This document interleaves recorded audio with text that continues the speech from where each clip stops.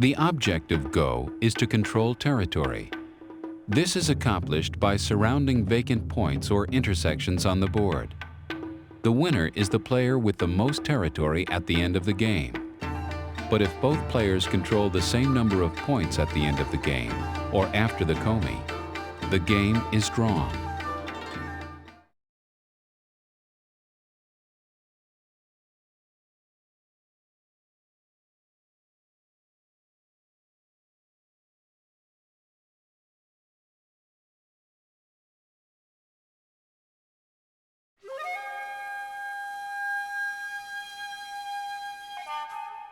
There are both amateur and professional rankings in several countries that play Go.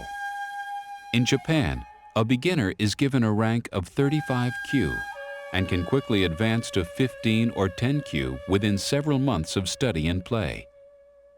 The advancement to 1Q is much slower. Very serious amateurs may then advance through rankings from 1 Dan to 6 Dan, the highest amateur rank.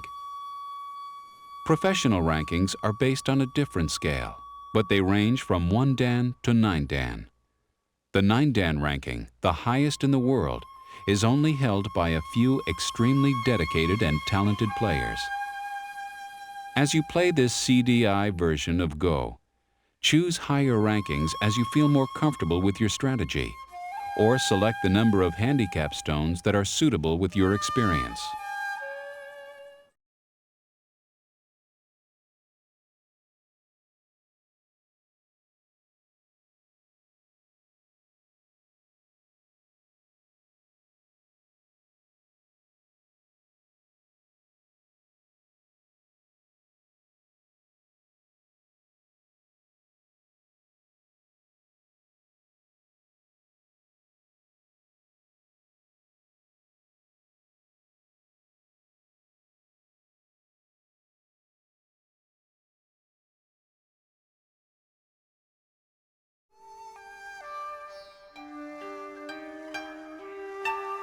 You know how important controlling the corners can be, and have seen that opening plays on the 4-4 star point are typical moves that lay claim to a particular corner.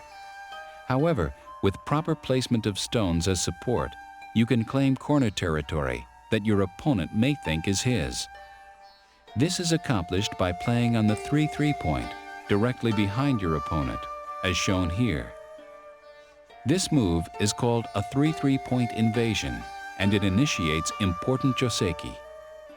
The supporting white stones will serve to limit black's potential territory, while white captures the corner and the advantage.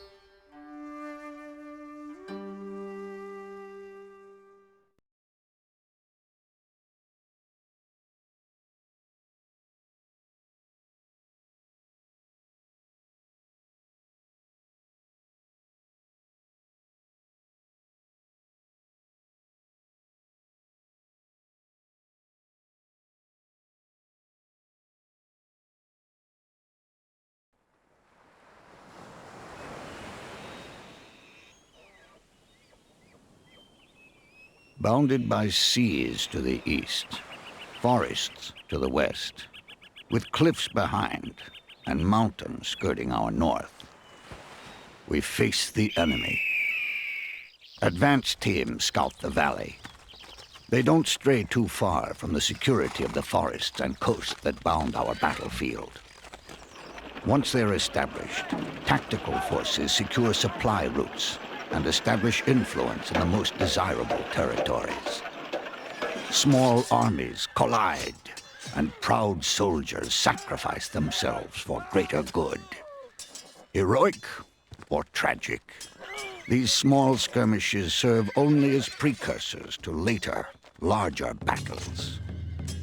The deliberate advance to gain territory shifts our armies toward the valleys, into the central plain where solid walls are formed. Unfortunate prisoners are captured as the battle becomes decidedly territorial. Battalions hunker down in secure holdings, and definitive battle lines are drawn. Final strategic flurries mark the battle's apogee. Little more is left to be done now. Securing the last perceived weaknesses in our battle-torn lines marks the final stage of our struggle. And as straggling prisoners are caught, the fighting winds down. Finally, it is over. Dust settles on the great armies that have come to do battle. Prisoners are exchanged, and territory is counted. And like in all the great battles that have come before, and that will come again, the armies withdraw. All that is left is an empty valley, surrounded on four sides by mountains, seas, and forests.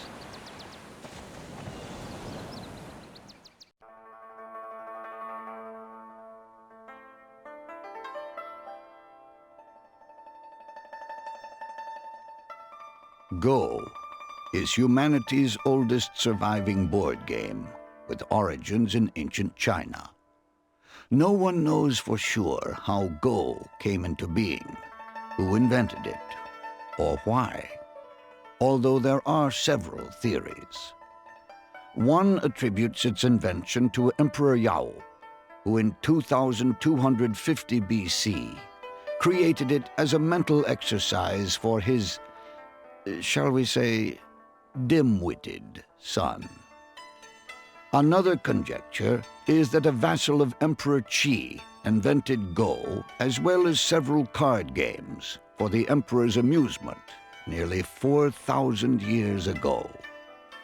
And finally, a third theory suggests that during the Zhou dynasty, court astrologers and shamans created the Go board and pieces as an aid in mapping celestial movements and predicting human affairs. Any one of these theories could be true, but in any case, the game has remained essentially unchanged for well over 3,000 and possibly up to 4,000 years. The first historical mention of Go being played in Japan actually comes from ancient Chinese chronicles. They mention that Go was a major pastime of Japanese aristocrats in the early 7th century. But like the origins of Go, no one really knows how or when it came to Japan. Go could have been brought to Japan in the 6th century by Koreans fleeing political corruption in their own country. Or it may have been imported by a high-level commission sent by Japan to China early in the 7th century. The ambassador of that commission, an aristocrat named Kibi no Makibi, may have brought Go back to Japan after his 18 years of study abroad. In Japan, Go was played in fairly small circles by aristocrats, warlords, and Buddhist monks until the early 1600s. In 1603, the shogun, or supreme warlord, appointed a Buddhist monk named Nikai to head a new government office devoted to the development and regulation of Go. Nikai agreed and took the name Honinbo Sansa as he accepted his new duties. In the next few years, Sansa established 4 houses, or schools, where students could devote their energies to the study and advancement of Go. These 4 houses, Honinbo, Hayashi, Yasui, and Inoi, remained in place until the middle of the 19th century. In fact, a hereditary line of preeminent players continued unbroken until 1940, when the 21st Honinbo died. This subsidized, government-regulated study of Go made Japan the world's intellectual leader of the game. But even this governmental promotion did not influence the widespread play of the game. It wasn't until the mid-20th century when Japanese newspapers began sponsoring Go tournaments worth substantial amounts of money that nearly everyone began to play. Recent history has demonstrated that both China and Korea are very strong Go countries, probably enriched by the success of the Japanese. In recent decades, players from China and Korea studied under some of the finest Japanese masters. So at present, the top players in all three countries compete on a pretty even level. In the Western world, Go was recognized but not understood until about 1880, when a German named Otto Korzelt wrote a book whose title translated to The Japanese-Chinese Game Go. Currently, there are hundreds of Go clubs on every continent in the world. Go tournaments test the skill of players who try to increase their rank and status. Go books offer techniques and game diagrams played by distinguished masters. And computer programs offer challenging play for many people. Go is a game for all ages. Its basic rules allow anyone to play, yet it takes a lifetime to master.